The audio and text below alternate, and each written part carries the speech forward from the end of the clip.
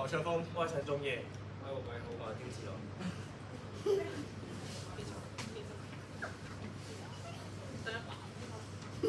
呢個係我哋嘅受訪對象啦。咁佢自己就營養不均，有啲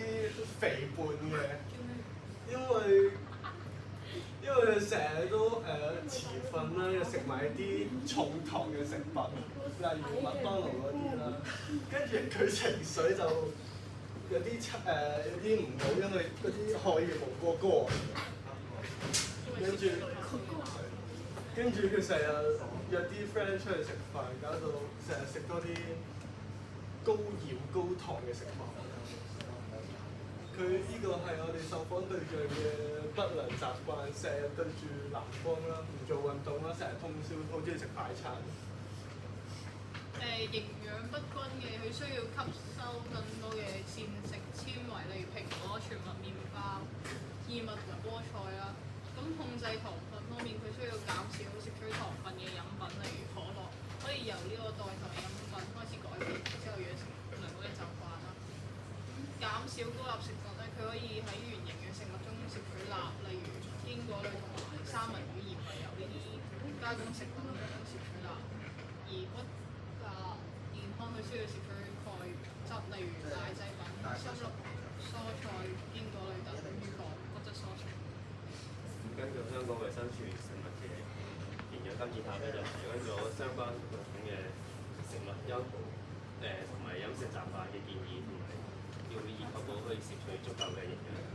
保持身體健康。咁再根據受訪者嘅營養嚟製造合適嘅餐單。首先咧，我都會講一講咧，就係餐單嘅功效嘅。咁首先就係第一個係補充維他命 C， 第二個係增加免疫力，然之後就係增強能量同活力，最後係要護目嘅。咁根據翻佢嘅營養需要啦，咁每個禮拜我製造咗一個星期嘅餐單啦，咁每日都有5萬嘅水果啦，跟住有每日都有唔同嘅食物纖維啦，跟住有一啲雜湯啦，會增強翻佢啲營養啦、免疫力。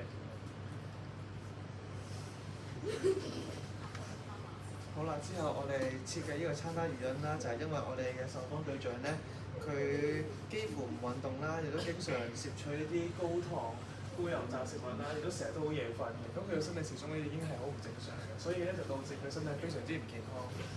咁我哋嘅餐單效果就係根據我哋嘅受訪對象所缺乏嘅營養元素去設計嘅餐單啦。咁而且每日都有非常豐富唔健康嘅食物，包括有五穀啦、蔬菜啦、蛋白質，並且每日午餐、晚餐都需要進食一款水果同埋另一杯水。